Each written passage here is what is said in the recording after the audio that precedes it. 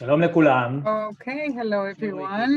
My name is Roee Kibrik, and I'm a research director at the Mitvim Institute, and I'm excited and proud to be here, and I'll be your moderator in the first session. And here we start. It's hard to locate Israel in one region and to affiliate it to one political regional system, to focus the Israeli foreign policy in one geographical unit that is very coherent with a very definite set of players, and quite justly so, because this is not the reality. The reality is that the state of Israel is an intermediate state. It exists both in and inside and outside and here and there. And it is not for no reason that in the annual conference of the Mitvim Institute, when the Israeli public has to decide what Israel belongs to, the votes divide almost equally between the Middle East, the Mediterranean Basin, and Europe. And indeed, the state of Israel is required to operate and operates in the Middle East, in Europe, and also in the Mediterranean Basin. As part of the regional fabric, as part of the relevant power play, and in order to advance its interests in each of those regions. And of course, we need to bear in mind that these regions are not disconnected from one another, and the Israeli policy in the Mediterranean Basin is not totally detached from what is happening in the Middle East, and what happens in the Middle East is not detached from what is happening in Europe, and vice versa. The first session in our annual conference is focusing on Israel's foreign policy in these regions in this past year. Just like in any other year, this year too, there are many developments, perhaps even more than in every other year. Some of them are surprising, extremely surprising. We did not expect them, and others were initiated by Israel, some were led by other players, and some are a derivative of outside reasons. We follow up on Israel's policy in these regions. We're trying to understand it, to describe it, to characterize it, to criticize it, and to point at the opportunities and the challenges that lie in front of the state of Israel. In the next few minutes, some of the Mitvim experts will describe the key developments that took place in different regions this past year, the processes, the successes, and sometimes the failures of the Israeli foreign policy. If you have any questions, as Merav said earlier, you can write them in the chat while things are being said, and we will make our utmost to relate to them later. And we're going to start with Professor Elie Podeh, board member of the Mitvim Institute. Podeh is from the Islam Studies and the Middle East Studies at the Jerusalem, at the Hebrew University in Jerusalem. He's going to introduce to us just an iota of what happened in the Middle East this past year. So Elie, the floor is yours. And the Zoom is yours as well. Hello, everyone. Can you hear me? Is everything okay? Yes? Okay. In 7 minutes, because this is what we've been given, I will indeed try to say the most important points. First of all, on a personal note, I would like to say that I am a partner, I have been a partner in Mitvim from day one, and I definitely share the pride that has been spoken about by the different speakers concerning all that has been done in the 10 years since its establishment. This past year was a very, very difficult year, but it also had its positive aspects. A year ago, I went on my sabbatical to England, and quite naturally, I was not even here in the previous annual conference. Just to remind everyone, Zoom was not something that any of us used back then, so I could not connect. And 6 months later, I was forced to return because of COVID. And we also had, on the other hand, 3 peace agreements. One with the United Emirates, Bahrain, and Sudan. In other words, I would say that if a year ago, in November, someone would have told me that that's what's going to happen in this upcoming year, I would say that this is just a wild dream. Not because there's something sexy about it, but because COVID is bad and the peace agreements are good. And together, it's a dream, a bad and a good dream. That's the connection between the two. I would like to discuss not Corona, but rather the good side aside before I'll say a word of criticism. Most of us in Mitvim, and also me in person, we had a theory that actually much progress with our neighbors will not take place unless there is a major resolution achieved for the Palestinian conflict. And we saw that this theory did not pass the test of time. I don't think that this theory failed altogether because it is not that clear where we're going to head from here. But there's no doubt that we didn't see the entire picture, and I can point to a number of reasons why that was so. Perhaps we did not diagnose the turning point in the Arab world, the level to which they got fed up with the Palestinian cause, the determination of the Americans aiming to reach some sort of a progress vis-a-vis the Arab state, COVID, that obviously we could not foresee, along with a few other historic processes about which I have been writing and studying in the past few years.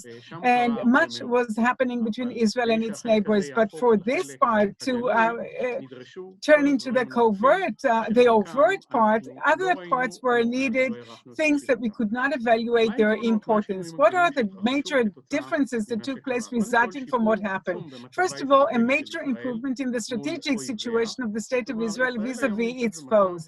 Israel in a situation in which it collaborates with many players in the Middle East.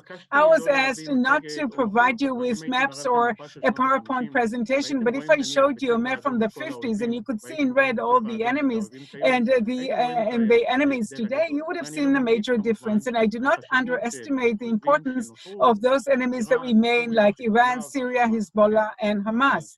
But Israel, as far as the strategic element is concerned, has improved its situation in a very major, definitive way. The second point is the improvement of its capabilities, economic capabilities. Israel can cooperate on the economic level with countries in the region. Jordan and Egypt were not real partners, financial partners, but if you examine the part of export and import in the comprehensive export and import of the state of Israel, then it's negligible when compared to Europe, America, and the Far East. This is about to change mostly vis-a-vis the Emirates, who are the most important player, and perhaps additional countries will come along. And obviously, the entire economic share of the state of Israel in the Middle East will have changed drastically. Another point is the improvement of Israel's image in the media and the civil society. Here, too, we have to look at the improvement in a very gradual way. It's not that now the situation has changed dramatically, but no doubt when we see the voices that come from the Gulf countries and we follow up on what is happening in the media, we see a major difference in the way by which they relate to Israel, and they themselves are saying is that the way Israel is presented in Arab media is very negative, but the way we see Israel through their eyes is totally different. And that pertains to the next change, and that is the change of the image of normalization. This concept, the concept tadbik in Arabic was always very negative throughout this time and among most of the civil society people and agencies. Here too, the change is not dramatic perhaps, but it ignites a very important transformation. I think that even now we can see that peace with the Emirates and with Bahrain, and I still hesitate about Sudan, but concerning the Gulf countries is a different piece. It is a different piece because it is essentially different to that of Jordan and Egypt. These are peace agreements that have lasted a long time. They're very stable, but they're mostly with the ruling elite, with the government, with the president.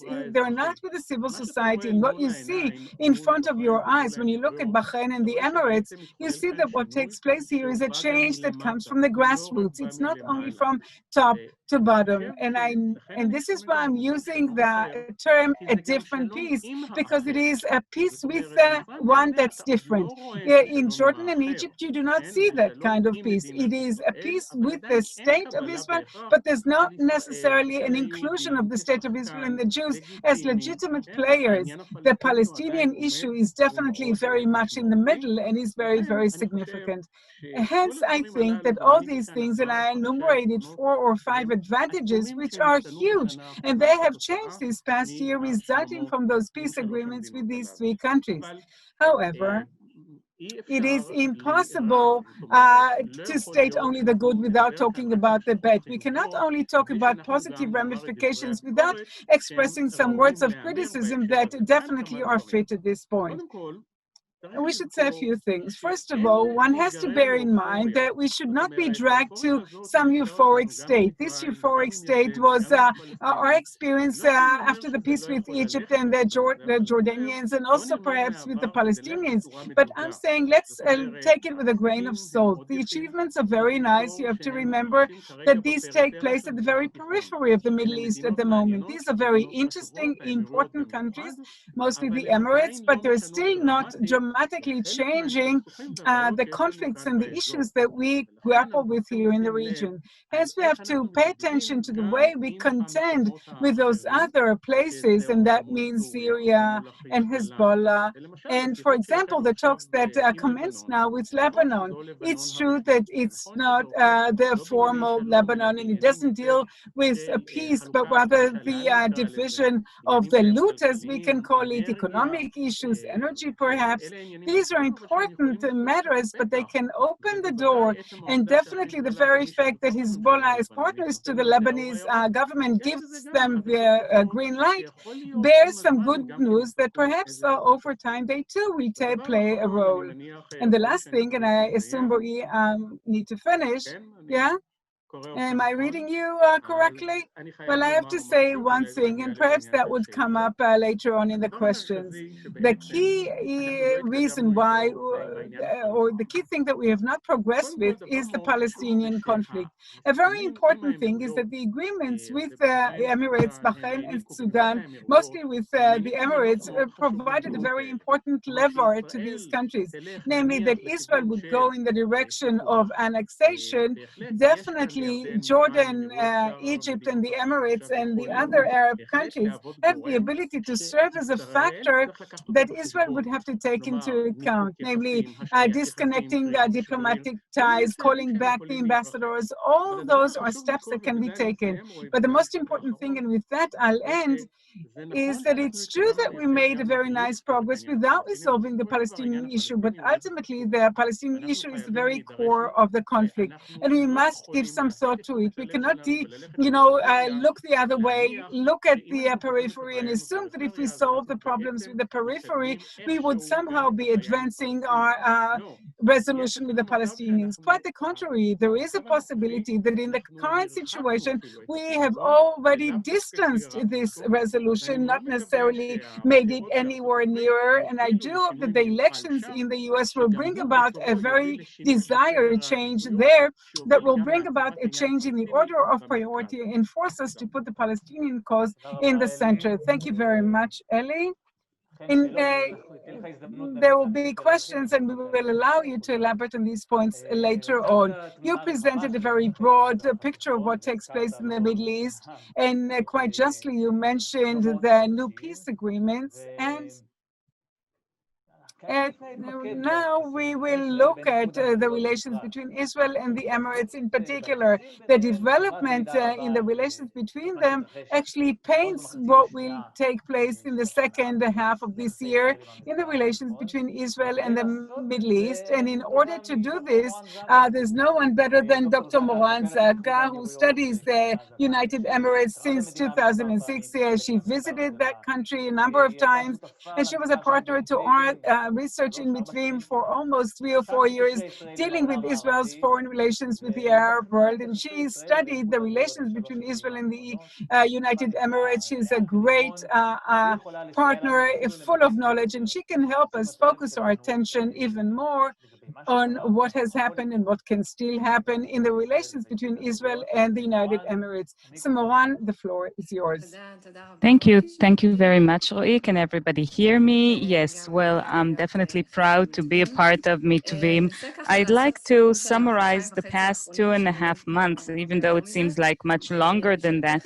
And I'd like to talk about how they try to present the Emirate perspective on what led them to take this step and signed the normalization agreement with Israel. Well, many Israelis and many others who have tried to analyze this perspective, I believe, have tried to dwarf the Emirates' motivations and focused on materialist aspects of the F-35 and then various different assets. And the people from the Emirates, they tried to present something that's much broader, a strategic step, even part of a very broad vision to create a new reality in the Middle East, no less. And they have taken the first proactive measure in order to realize this dream. Is it a materialist interest? Is this a utopic ideology? Well, I'll try to suggest a more sober perspective on this. I believe that this is a formative event within a broader process, and Israel is merely a small part of it. And I'd like to tell you what I see in this process. And we've seen the UAE positioning itself as a regional superpower for years now. It underwent significant change in the previous decade between 2000 to 2010 with the leadership in four out of the Emirates and in Dubai and Abu Dhabi as well. Today, they are celebrating a decade to the leadership of Sheikh Saud al-Sakr, and this entire new leadership brought a fresh spirit to that country. And if I were to try to conclude the new spirit with two headlines, it will be accelerated development and openness. Openness is a key word with respect to this country, and this is what distinguishes it from its neighbor, Saudi Arabia, which truly is a regional superpower, but it is rather closed in, and that's a limiting factor regarding its ability to have an effect. So in this process, as it tried to establish itself as a regional hegemony, was even further enhanced, further reinforced this past decade. I think the three events that one cannot ignore, which encouraged this measure, were obviously the Arab Spring, ISIS, but mainly Qatar. All of them created this combination of a fear, a genuine fear of radicalism and the destabilization of the region. And this really came close to their home in the Gulf. And this sense of a rivalry vis-a-vis Qatar. And this rivalry can actually explain many of the measures of this country, part of the competitiveness, or we can look at it as some kind of countermeasures. This led the UAE to be very proactive in its foreign policy. So it has decided to stretch this imaginary line, if I were to try and simplify it, between the good guys and the bad guys. And it defines who are the good guys and who are the bad guys. 2019, the UAE declared a year of tolerance. This is a classic example of how it's trying to shape public opinion around this theme of the radicals against the moderates. And when it decided it wishes to become a regional superpower, it took a regional and international actions. I'll give you a few examples. You've probably all heard of them. The space program, Mars, the UN agency spirit, the branding of the Emirates, global conferences, active participation in regional wars, and mediation. And this partially linked them to Israel. We have pointed at the different steps in this rapprochement between the countries and showed how more and more elements were added to it every year. And this gave it a very high status both in the region and in the world. And as we try to look at the broader process, we see that the normalization event is yet another milestone in their attempt to strive to regional hegemony. And they have taken a measure that is perceived to be bold and reality changing. Is it within Israel's interest for the UAE to serve in this position? It's important to remember that it can have an influence in places that are important to Israel, and yet Israel cannot have any impact there. Let me give you one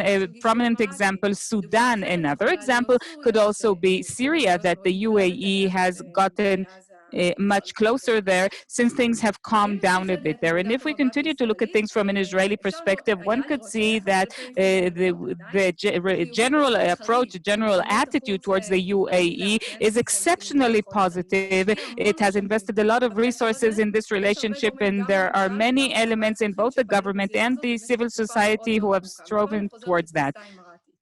So I have to say that until the peace accords, the UAE allowed Israelis or in Israel to participate in various international platforms that took place in its territory. The change now is not just in how public it will be now, but also in the scope and the ability to operate in areas in which they couldn't collaborate before. Science, research, tourism, diplomacy. Of course, there are areas that are that the two countries obviously share, whether it's the Iranian threat, the climate crisis, and there will also be regular ties, let's say ties between banks, between touristic agencies. So I think that the relationship will not necessarily only be measured by the channels of collaboration, but also how long they will last. And the platforms we can already see, for example, government offices that are establishing teams dedicated to the relationship with the Emirates, desks that are being established in different establishments and institutions that will focus on the UAE, various forums and documents and MOUs. All that is intended to build a relationship bottom up and to make sure that this relationship continues. But there are still some obstacles. Maybe we'll address them during the Q&A session. Let me introduce yet another aspect. That's the difference between the Israeli political structure and the Emirates structure. I don't think we fully understand what it means to work with a federation country. Usually their decision making, the centralized decision making is in one layer. So it's very, very important to maintain this special relationship established with that executive level. But it's also important to understand that there are various leadership tiers, and it's important to ensure these connections, just like we see Israeli ministers today approaching the parallel ministers in the UAE. But not only that, we should also try to connect with the local leaders. There will be certain areas in which the address is these local leaders. Let's take an Israeli entrepreneur who wants to establish a solar panel farm in one of the Emirates, in one of the 7 Emirates, so Sharjah. So it will have to approach that local ministry and not the federal ministry. The Emir of Sharjah and the other emirs haven't spoken out yet about normalization. So we don't really know what their positions are and how open they truly are to this relationship with Israel. So this is yet another topic we must examine. Let me say that we can learn a lot about how the relationship between the UAE is being constructed. We can try to or aspire to copy this model to our relationships with other countries. But on the other hand, this relationship has its own uniqueness. And the Emirates, just like I tried to say, they have their own specific interests and their own nature, which perhaps does not suit other countries in the Middle East. Right now, I believe that we all agree that the challenge is to ensure the establishment of this relationship. And we must remember that just like Israel needs legitimacy in the Middle East, and this agreement did help it to a great extent today, the UAE needs this legitimization. And therefore, something that we identify that truly stands out is the desire to see other elements. The UAE would like to see others joining this measure, and there's a reason why they pressured Sudan to join, and also their aspiration to establish regional ties, not necessarily bilateral ties between Israel and the UAE. And we're talking about, a convergence of interests here that would help Israel as well to expand its network of ties if it will work towards international cooperations, which obviously will include the Palestinians, and the UAE will benefit from receiving legitimacy following the measure it took vis-a-vis Israel. Thank you very much, Moran. As you've noticed, when Moran talks about the UAE, it's very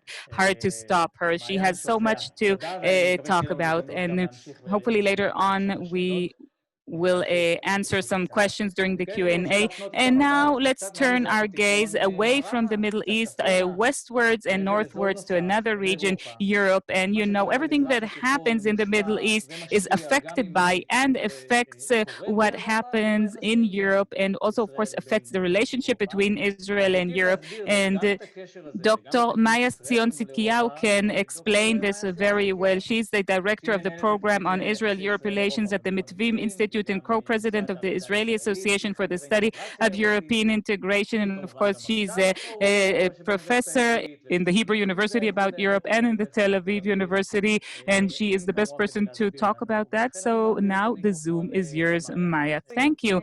Thank you, Roee. Good afternoon. I'd like to join what Elie Podeh said about the dream that's both good and bad about the relationship between Israel and the UAE. And actually, in the case of the EU, it's less dramatic. And I'm very proud to talk here as somebody who started to work at the Mitvim Institute and to contribute as much as I can to the relationship between Israel and the EU, which is a strategic partner to Israel. In the next 6 minutes, I'd like to talk about the relationship between Israel and the EU over this past year in the perspective of the past decade, which is, one could say, is a pretty lost decade in the political relations between Israel and the EU.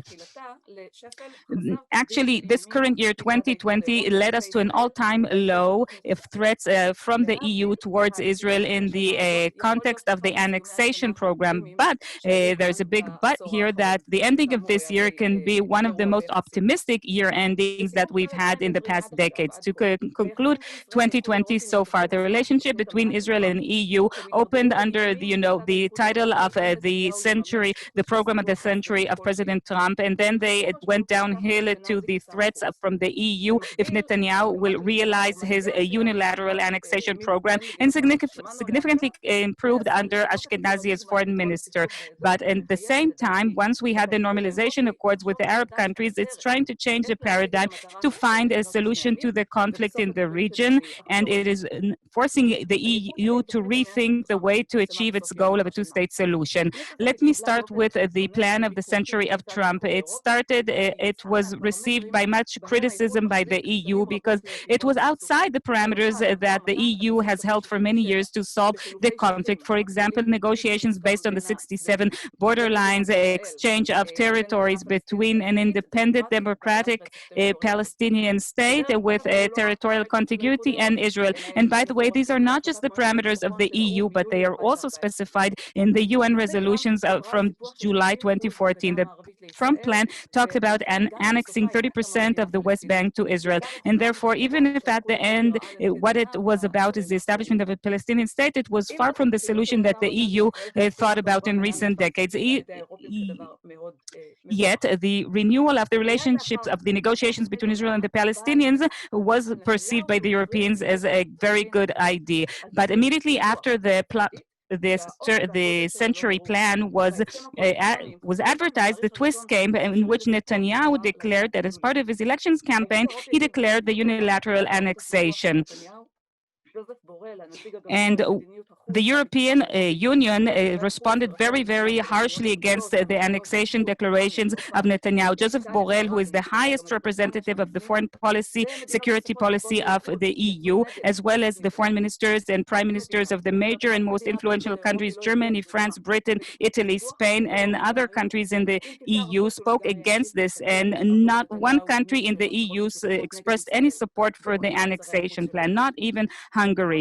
The response of the EU for the annexation plan was the harshest amongst all Western countries, even more than the response of some of the Arab countries. And it did include a very explicit hints that of measures that will be taken if Israel will realize the plan. Amongst other things, Foreign Minister Borrell said that if the annexation steps will be implemented, they will not go unresponded. And Borrell called Israel to avoid any unilateral measures. On May 15th, the Council of Foreign Ministers of the EU even reached a resolution to prepare reactive measures that will be taken against Israel if unilateral annexation will be implemented. Due to the internal split within the EU on the issue, they even considered options of bilateral measures out of a specific member states or a bloc of member states, and not on behalf of all 27. Because of this internal split, countries like Hungary and other countries were willing to impose a veto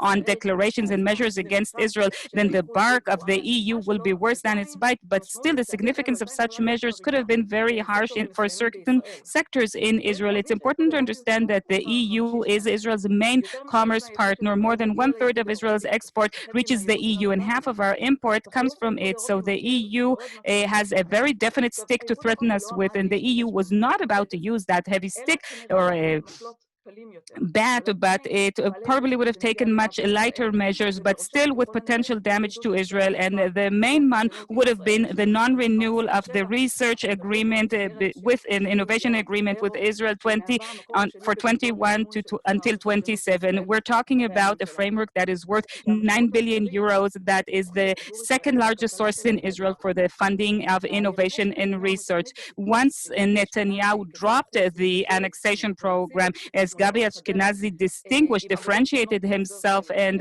he presented different positions than the prime ministers along the way, created an opening for a warming of their relations.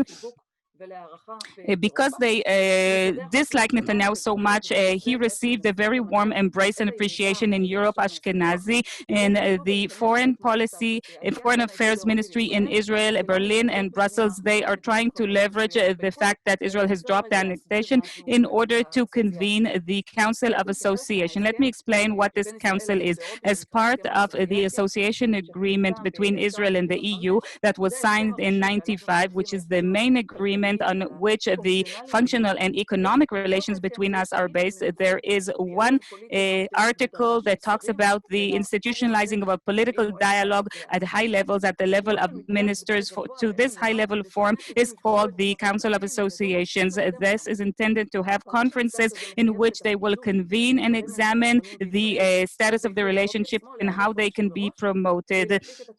The preparation of such a meeting will take months in order to get the maximum out of such a meeting. And the Association Council convened until 2012, but ever since 2012, it has been severed. The first visit of Ashkenazi as a foreign minister was Berlin. With the support of the German foreign minister Heiko Maas, Ashkenazi obtained the support of foreign minister Borrell to convene the Council of Associations.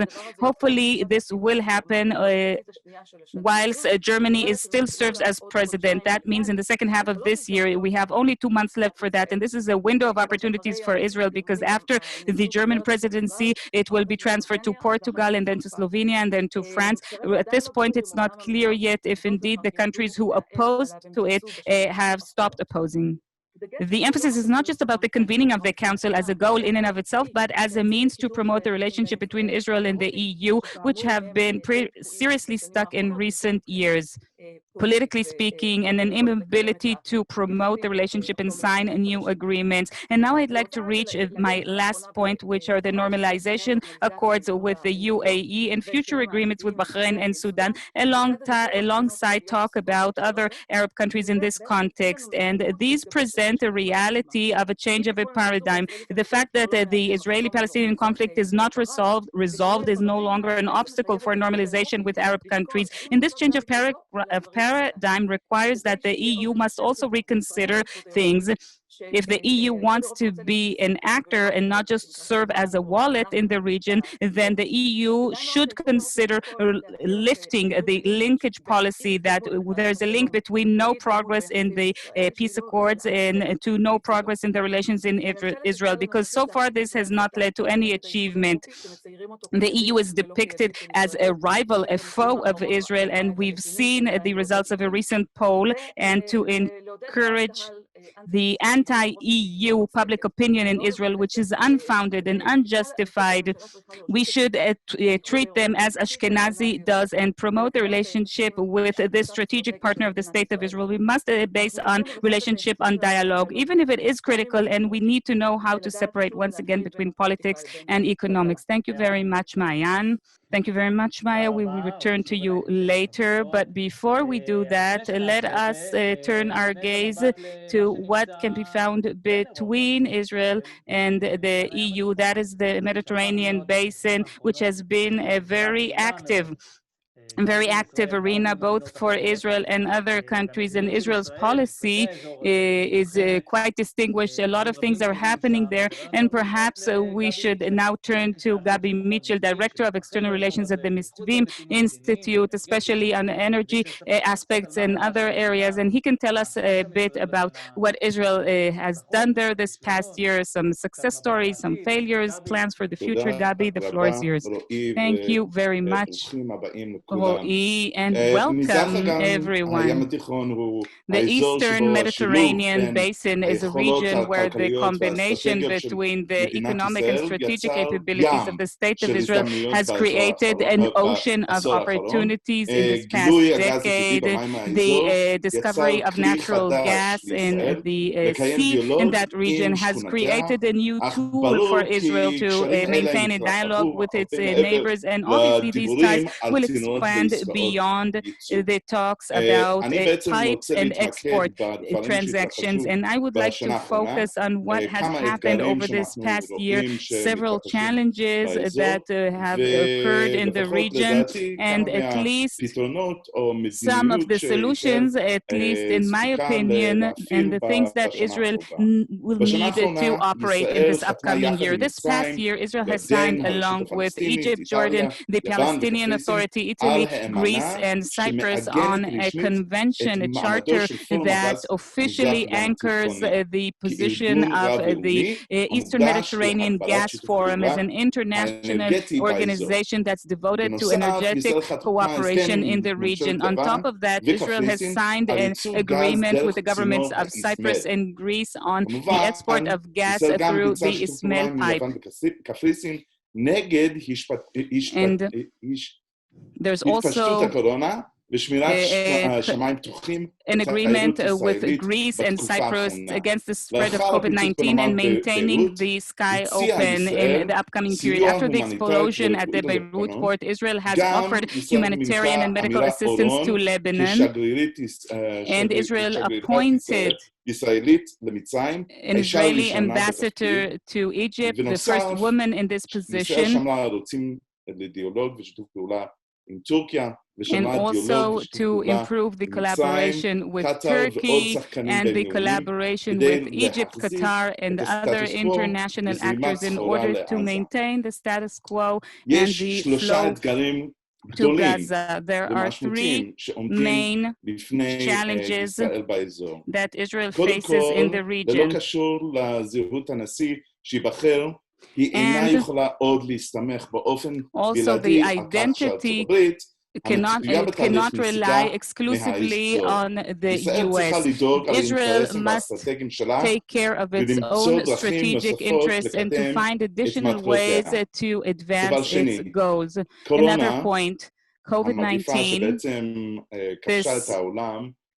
this plague, this pandemic that has conquered the world has impacted global gas prices, and now we are witnessing a collapse of gas prices and the freezing of the searches and also the development of gas searches in the region. We don't know when the numbers will resume to what they were before the pandemic and whether the impact of COVID-19 will bring together some of this regional gas. And a third issue, that's the main dilemma that the Eastern Mediterranean Basin countries are facing, including Israel, the policy of Turkey, which is challenging the regional order. Ankara is seeking to expand its influence through an independent and aggressive policy. Its approach stems from its willingness to challenge the success of the gas forum, which is excluded from commercially. It must be a natural partner to the forum, but its relationship with Israel, Egypt, Greece, and Cyprus are too secure for it, are too tense for it to join. In the elections held recently in northern Cyprus, the candidate who won was supported by Erdogan, the president of Turkey, and this will almost certainly increase the tension between Cyprus and Greece. And by the way, this policy is challenging not just the gas forum, but also the US and the EU, and also the capabilities of the State of Israel to maintain its neutrality towards conflicts with its neighbors in the region. In the annual index of the Mitvim Institute, the Israeli majority believes that Israel should try and improve its relationship with Turkey, but this current situation does not enable that. I believe that these are processes that Israel can conduct in this upcoming year in order to promote its interests in the Mediterranean basin. First of all, it must improve its relationship with its partners in the gas forum, for example, Greece, Cyprus, and Egypt, and to try to expand the collaborations in areas such as renewable energy, tourism, natural conservation, cybersecurity, and maritime security, and also to enhance its relationship with the European countries invested in the future of the region, first and foremost, France, Italy, Spain, and Germany. And the third element, to encourage the U.S. to be involved in the gas forum as an observer and to expand projects, research American-Israeli project for the participation of additional countries in order to diversify its collaborations and maximize the potential of the U.S.'s soft power to show a goodwill to resolve its maritime issue with Lebanon and to find an egalitarian solution for the energy crisis in the Gaza Strip, and ultimately to maintain an open communication channel with Turkey in order to ensure that possible escalation in the maritime region will not deteriorate to a point of no return and threaten it as well. Thank you very much, Gabi. Indeed, this is a region that we are following up on with great interest. So many things are happening there and are continuing to happen.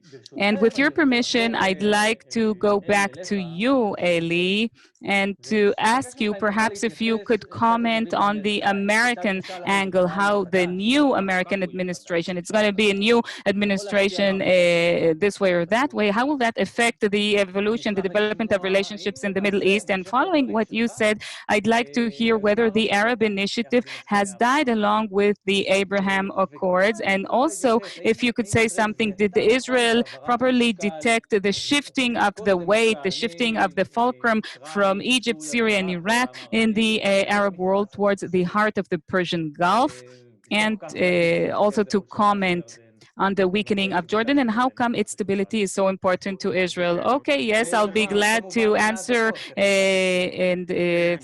so many answers. You don't have much time left, yes, because I have to start teaching at 5 o'clock, so I apologize, and I'd like to apologize to all the other participants.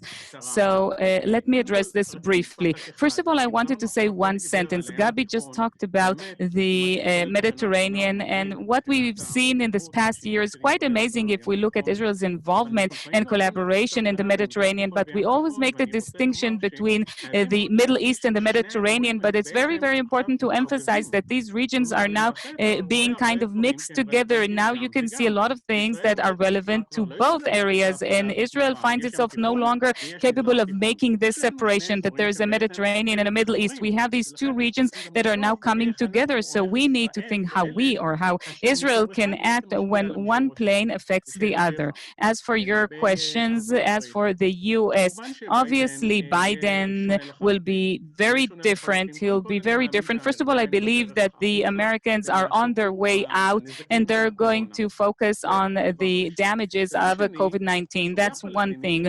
And another point, the Palestinian issue will be very different. The Democratic American stance does not give approval for continued settlements, and it's definitely in favor of a two-state solution, and it would like to promote it in a way that's very different from Trump's approach. The question is, will they have the time and the mindset for that? And I believe no, at least not in the near future. This takes us to the next point. You asked me about the Arab Initiative. It's more or less dead. You cannot cling to something that was created 20 years ago in a completely different context with players that I won't say do not exist anymore, but they no longer play an important role. They are grappling with their own domestic issues. So the document exists. Okay, that's fine, but it should serve as a basis for something else. What is that something something else. That's something that I think that the regional actors need to discuss. And this is why I'm connecting this to the US's, disengagement. If they're involved, that will be wonderful.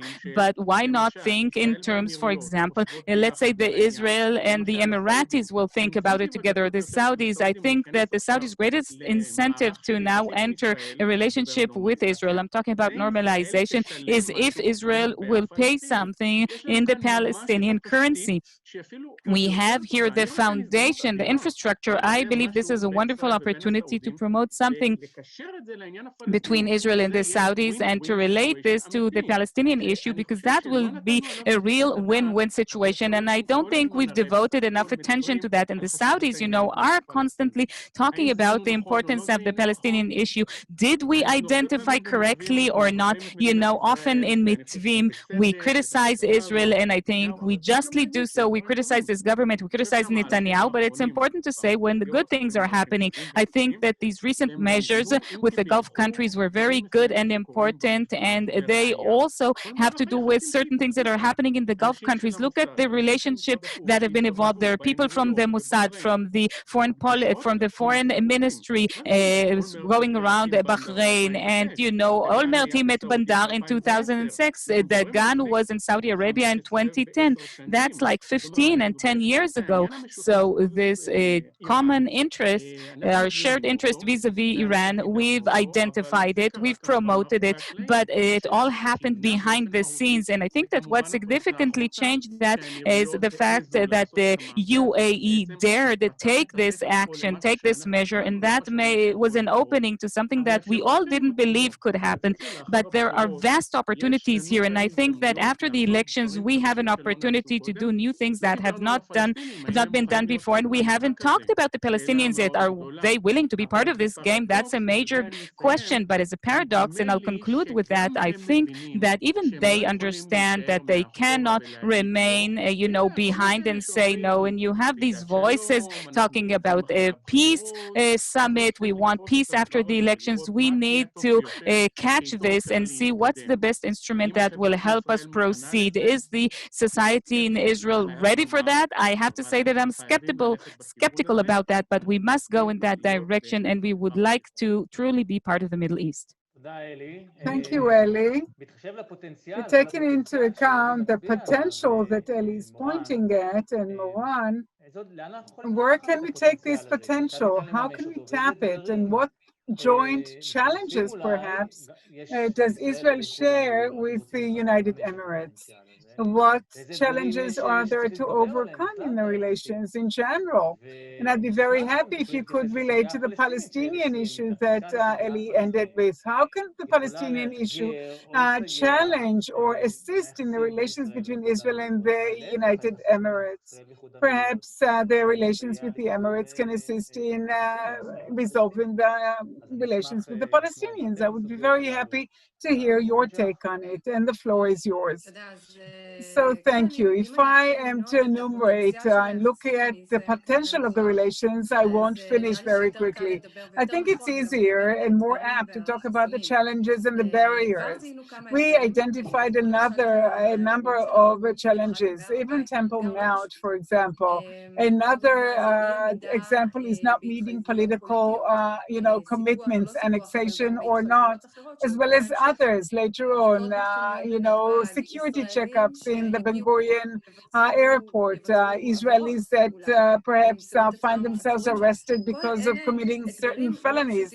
These are things that might happen, and you will have to rise to every such challenge later on, and we should, hit them already now and prepare a strategy that would map those challenges in order to see how we grapple with them later. And the main barriers, I pointed at some of them, but still there are factors. Some of them belong to the Emirates and others do not belong to the Emirates, who are not all too enthusiastic about this relationship. Some of these appear in the press, in places that have a lot of clout and impact on public opinion.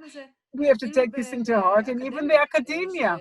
Some of those elements opened up as soon as this statement was made, and others hesitate and are afraid to go in our direction. We know this a bit more. We all live in the same world, and I also pointed at the local leaders whose expressions we haven't heard yet. So these are those barriers that we will need to grapple with. With respect to the Palestinian issue, something important that I haven't related to yet. As you know, there's a well-known anger toward the Palestinian leadership. There's a very clear division between the Palestinian society and the Palestinian leadership in the eyes of the Emirates. There's an attempt to describe it as the extreme radical element in the Middle East along these axes of, painted by the United Emirates and other countries, and according to it, actually delineate the axes in the Middle East. Qatar joining Hamas also serves this narrative about those forces, and from what I understand, and what I hear from the United Emirates, the country is not antagonistic to the Palestinians, not at all. If I only take as an anecdote, what Khamtour said, one of the most influential business people, he said, it suffices us to have a finger pointed at us by the Palestinians, we'll extend our entire hand toward them.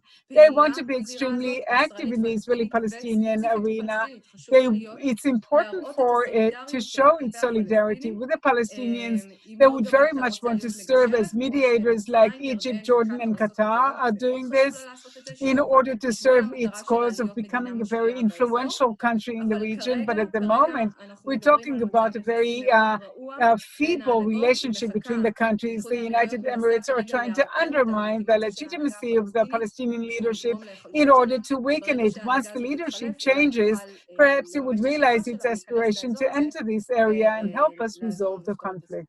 Thank you, Moran. Maya, you ended, or you mentioned in your words that Gabi Ashkenazi has attempted to change the Israeli discourse vis-a-vis the EU. Why is it at all important for Israel to strengthen its relations with the EU? Perhaps we'd rather have a weak European Union that won't be able to criticize Israel's policy in the territories. What advantage would Israel have in having a very powerful European Union? Why is the agreement important at all? And if you manage to relate to that too, that would be good. To what extent the COVID crisis can bring Israel and the EU closer to one another, if at all it's important? That's a good question.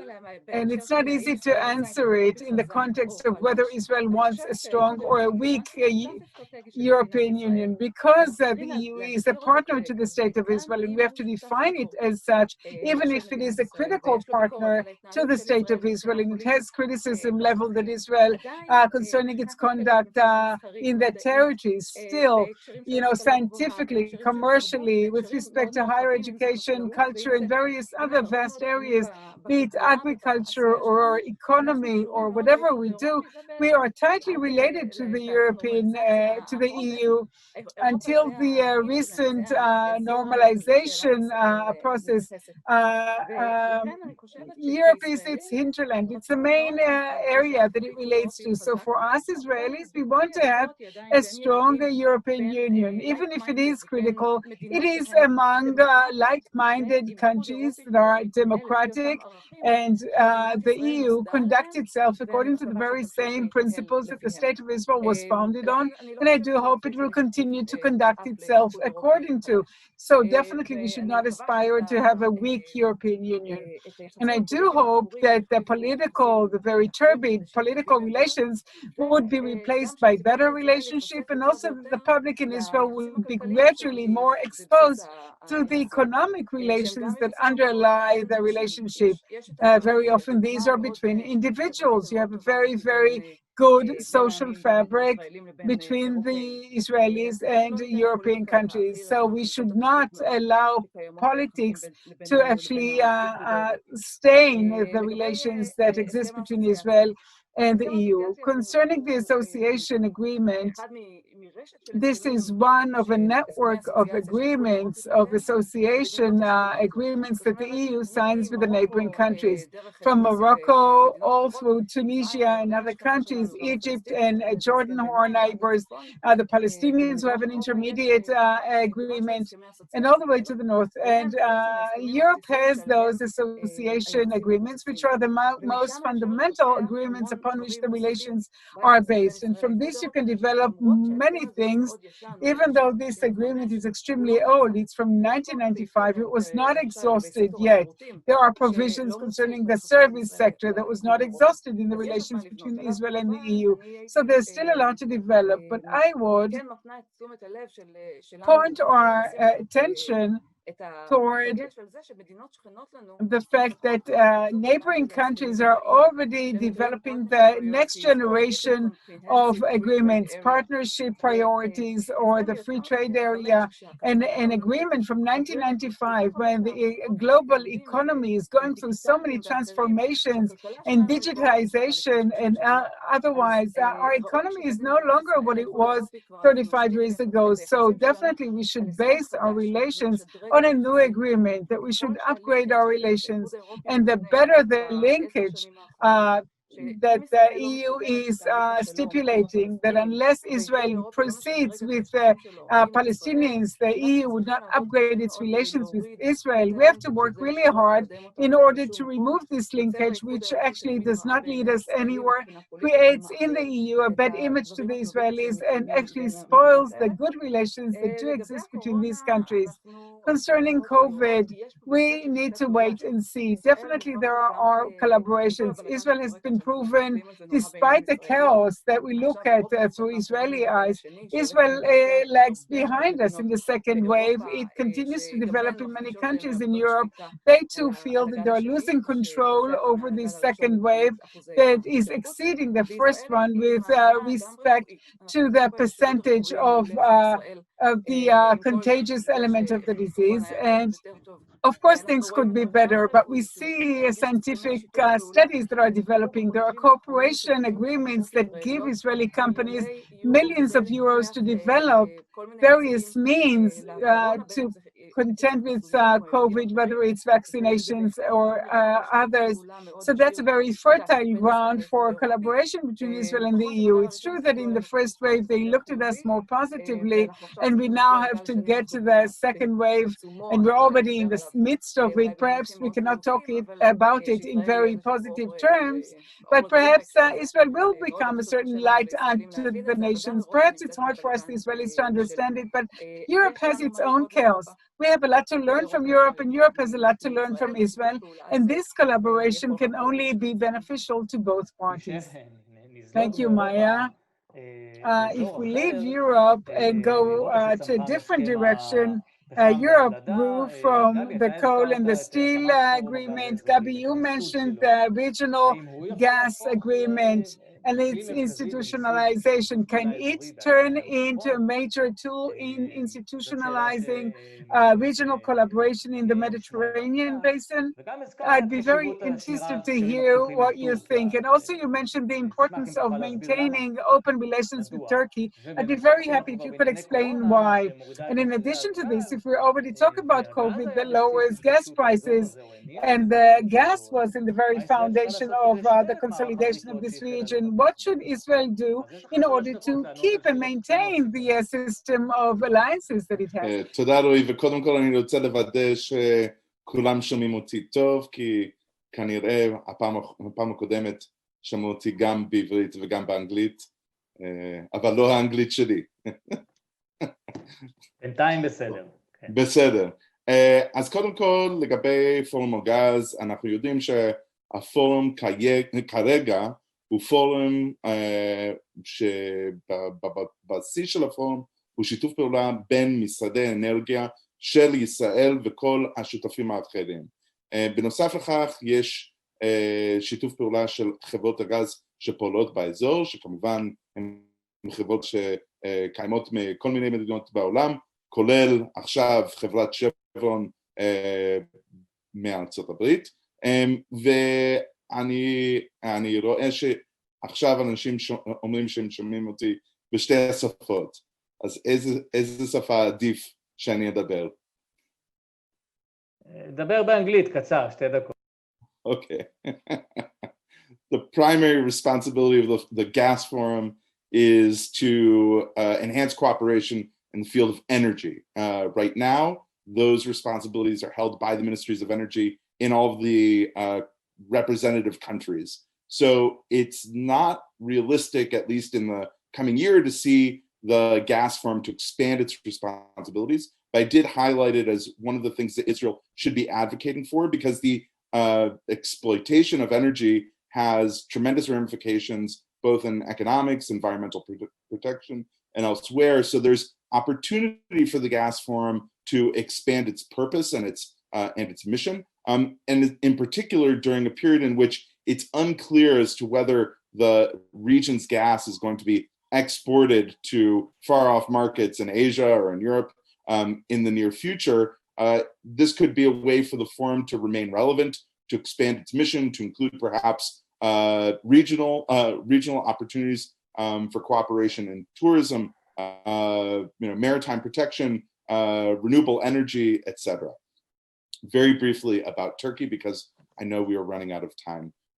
You cannot understand or appreciate the nuances of geopolitics in the Eastern Mediterranean without Turkey. Turkey is an essential part of the region. It is one of the largest markets, not only for natural gas, but one of the largest markets. And it's an economy right now that's on the brink of disaster. Yet despite all of those things, and despite perhaps its aggressive policies in the region, when you build a strategic policy, you need to be thinking not only about the present, but about the future. And Turkey's future will remain in the Eastern Mediterranean, no matter what the other countries in the region would like to do. Thank you, Gabi, and I apologize for the problems with the interpreting and the languages. And I do want to thank Elie and Maya and Moran and Gabi for their presentations. They gave us just a taste of what happened in the various areas that Israel belongs to. And the picture, as you must have noticed, is a lot more complex and full of, tiny nuances and stipulations and reservations. It's all too complicated to be able to just, give a comprehensive view of it in just one session. I do hope that we manage to present you with the main insights, and that you leave this session with a lot more knowledge concerning Israel's policy in the region and a better ability to criticize Israel's policy in these regions, and also many more questions. And I wish to learn more and to follow up on Gabi, Maya, and Moran, and the other researchers of the Mitvim Institute and what they do. We saw that Israel's foreign policy keeps changing all the time. There are many developments and many challenges and good opportunities that Israel can seize. And Israel is very, very far from the image of being an island, an image that it held on to for many years. Perhaps we're no longer a villa in the jungle. Perhaps we too are a jungle, but we're not a tiny country surrounded by enemies. Israel discovers that it can gain and benefit from collaborations, that it can have relations with countries that sometimes have disagreements among themselves, that it can play in different, courts in parallel, and to put its eggs in a number of baskets and to conduct its business with a lot of sensitivity. And perhaps circumstances forced Israel to adopt this approach, not some informed decision. Israel can gain greatly if it can perfect its policy, foreign policy, if it can match its tools, and if it manages to set up a foreign policy system that would serve as a very major part of the Israeli decision-making processes. And that brings us to close the current session and to move on to the next speaker. So once again, I'd like to thank all the speakers